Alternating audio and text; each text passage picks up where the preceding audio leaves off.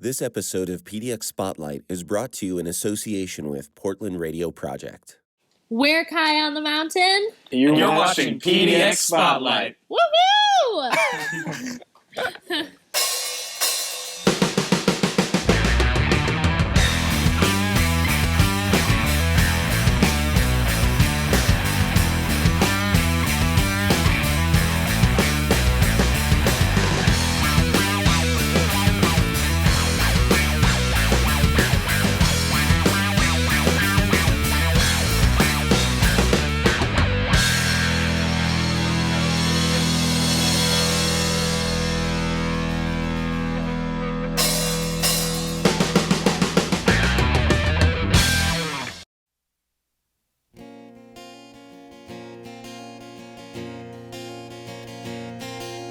If we're meant to be out letting go, mend the chain, move down the road. But if it's God's wish to set you free, I won't complain, set out to sea. 'Cause all I wanted was for you to be there, for you to see that I really do care. But I guess I can't win in my playing with fire. And all I wanted was for you to love me, for you to see that it really was me. But I guess I can't win in my playing with fire. Ooh, playing with fire. Ooh, playing with fire.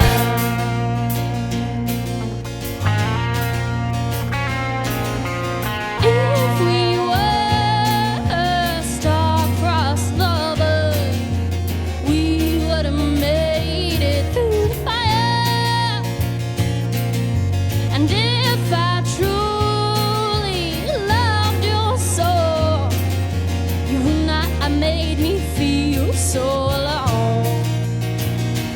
'Cause all I wanted was for you to be there, for you to see that I really do care. But I guess I can't win if I'm playing with fire. And all I wanted was for you to love me, for you to see that it really was me. But I guess I can't win if I'm playing with fire. Ooh, playing with fire. Ooh, playing with fire. Ooh, playing with fire. Ooh, playing with fire. Your skin like roses on my fingertips. I don't know how to love, but I've got a pretty good idea. And it's so hard to watch us crumble and fade, 'cause I know we'll never get back up.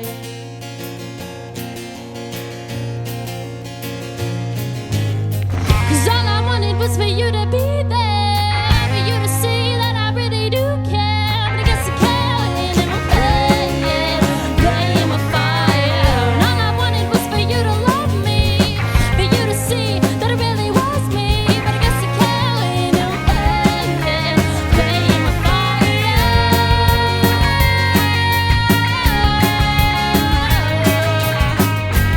Ooh, playing with fire. Ooh,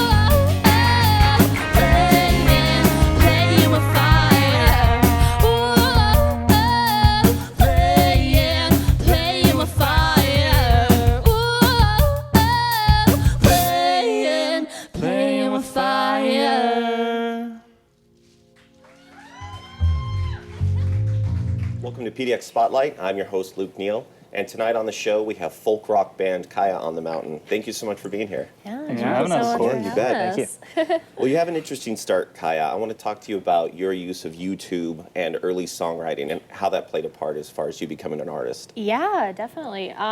It really started, I started my YouTube channel probably about 7 years ago, before I moved to Portland. So I was kind of just doing just oddball Justine type things. And then when I first moved here to Portland, that's when I really started getting into songwriting and started posting a few songs on YouTube and getting people like to kind of notice like my songs and that type of thing. And just really realizing that that was like my passion. I started performing at school a little bit here and there, and just, yeah, really I was able to like just pop out songs and just be able to like write them. I would just like play a chord and they would come out, and it was just something I could really, really connect to. And don't be humble. Rumor is you have over 3 million views on your YouTube channel. Yeah. That's awesome. Yeah, no, it's been quite a wild ride. I just really like to have a lot of funny things. Like it's more of like all the funny things that were like before the music, and then like even now I still get comments on like me like playing in the basement. It's like, oh my God, you're awesome. So. Well, let's talk about that. So you recorded your first EP a couple years ago, and it was first intended for a solo project, right? Yeah, it was. I finally got some money saved up to record, and I was really looking for a venue mostly like that had the vibe I was going for. So something that really represented Portland and everything. And I did 6 songs, and I had like a little interlude in the beginning, which was like a poem that I wrote just about like what life is about, you know. And the album's called Full of Creatures. I recorded it in October of 2014. And just the creatures are emotions that you feel in your life. So like sadness, happiness, like all of those things, they're emotions that affect you and that you are constantly battling and that type of thing. And that's what I really focused on with that record. And with our new record, I feel like we're focusing on just being wild and free.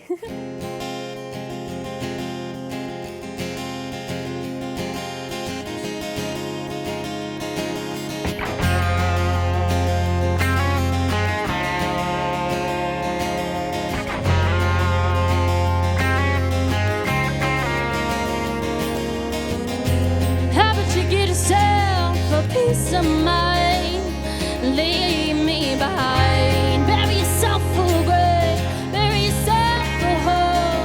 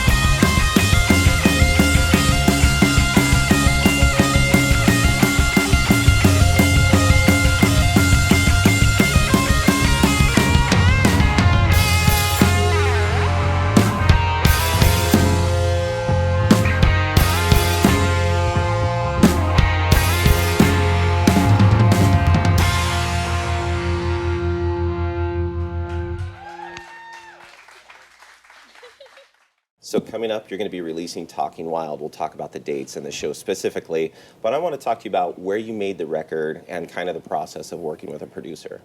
Yeah, we recorded at Supernatural Sound, which is where Matt's dad owns it, right? It's my house. It's his house, yeah. convenient. It's my house. Really great. But yeah, no, it was a really fun experience. It was the first time me specifically was like recording with other musicians as like a collective thing, you know. And actually all of those songs we had never heard professionally recorded. We really only had performed them live like Once, practically. Yeah, 3 times. So we had no idea what our sound was, really. We kind of had ideas, but like, of course, you figure that stuff out when you're like in the studio and you hear it. So just like really being in that environment. As opposed to your solo EP, was it easier working with the guys on this record? Oh, yeah. Yeah, it was. They know more about like music, like Technical. the technical things. Maybe, like calling things. Like we can give names to stuff, but Kaiya knows a lot about music, even if she doesn't say so. Yeah. She can show you how to do it. She can't tell you what she's doing. Yeah. Yeah. basically it. That's pretty much how it works. Based on intuition and art. That's great. It's part of the magic. So how's your relationship with your producer? It's David Pollock, right? Yeah, David is the head engineer at Supernatural, and he kind of does that a lot, where he records and then mixes and kind of produces with the band. He's a really cool guy. It's great working with him.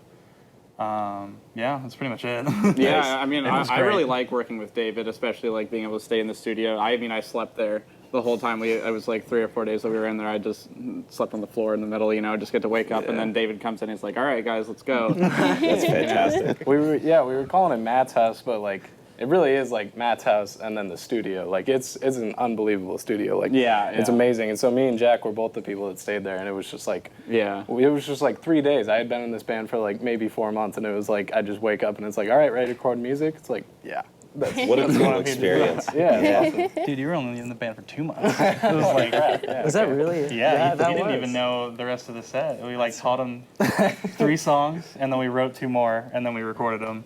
Practice in the studio. Pretty much. Yeah, a lot of writing happened in the studio. A lot of idiosyncrasies that like make the songs work structurally. Because you can play a song live and a part's kind of like, but you get through it and then you finish the song. But recording has got to be very solid. You're following a click track. And so the songs changed so much in the studio because those little idiosyncrasies we by force kind of had to work them out to make them really come together. And they came together in a really, really cool way, I think. Well, I want to talk to you about some of your songs, some of which are on the upcoming EP and some aren't, but the first one is Risky. That seems to be a fan favorite. How'd that one come about? This one I wrote in my mom's car. At like the middle of the night, I got the idea because I was mostly just seeing this dude that wasn't really, like I knew wasn't really worth it. So I was like, oh, well, he's like risky to go out with, And then I just got this idea for this song, and I was like, oh my God, this is amazing. And I knew I had to go like to somewhere quiet. I was living in an apartment at the time, so my downstairs neighbor was like really angry all the time, and it was like 10:30 at night, so I was like, okay, I'm gonna go in the car.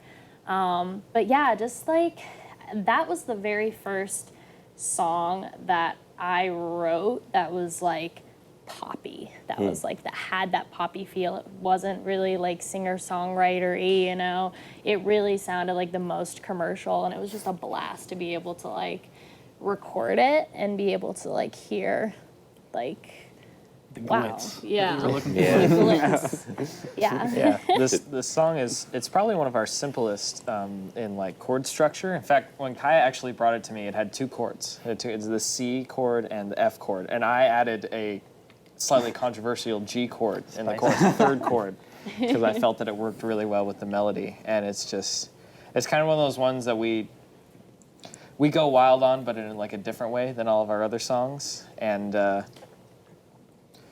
just its simplicity makes it rock. Yeah, I think by the end of the first time someone's heard it, they can sing along. And that's the mark of a great song. Yeah. Trying to clean up this mess that I made, but it's proven to be too much for me to handle. Trying to walk in the straight line, but darling, I'm afraid I'm falling.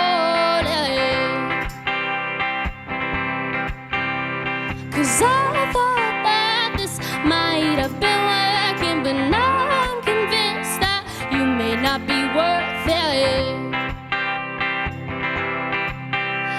And I know I may be a little damaged to you, maybe just a little bit risky.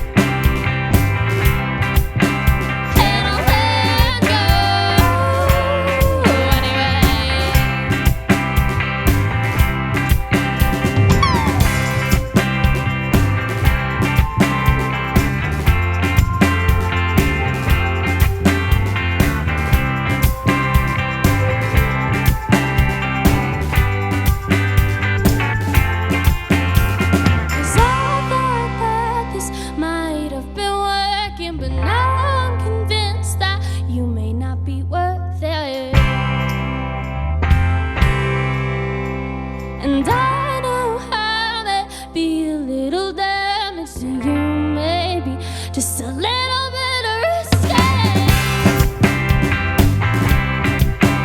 but I'll let go anyway. And I'll let go anyway. And I'll let go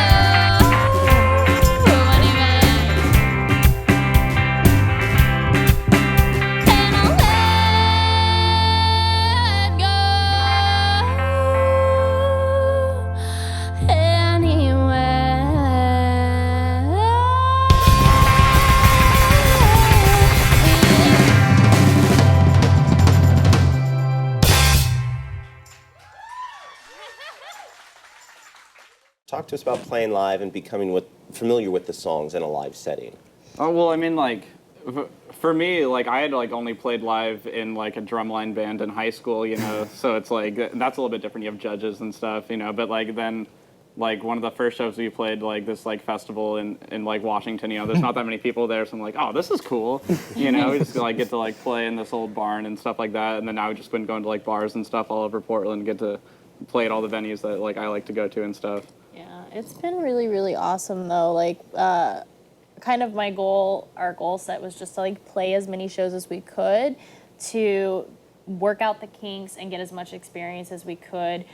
Just like mastering our songs, mastering what we were gonna wear and what we were gonna do on stage. Because our real goal was to like make it an experience for people. You see all these people like Kanye West and Taylor Swift and all those people just making an experience for their people. And that's what we wanted to do. That's what we want to try and capture, just like the real vibe of like what Kaiya on the Mountain is. And That's tough to put into words. yeah. But I'm going to ask you to do that. Like, what is it that you want your fans to know about the band right now? I think that's an important message.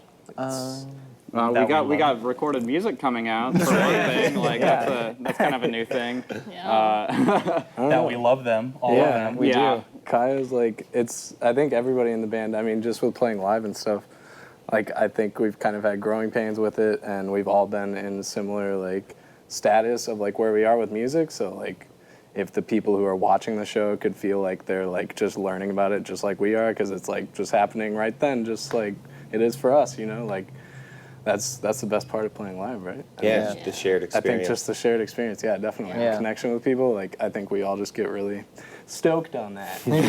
You know, Yeah. my live mentality that my old guitar teacher gave me when I was in high school told me, he said, even if you're playing in front of 10 people, make sure you act like you're playing in front of 10,000 people. Because those 10 people are really going to appreciate it as much as 10,000 people will. Absolutely. So just math. that's my mom. Yeah. That's math. Little did you know you'd have a GoPro on your fretboard, so you'd have to play like everyone else. So one of the highlights, I think, from your shows this year, I had a blast there, was the White Eagle show. This fall, you played with Ezra Bell and Hugo Hans. How was that experience?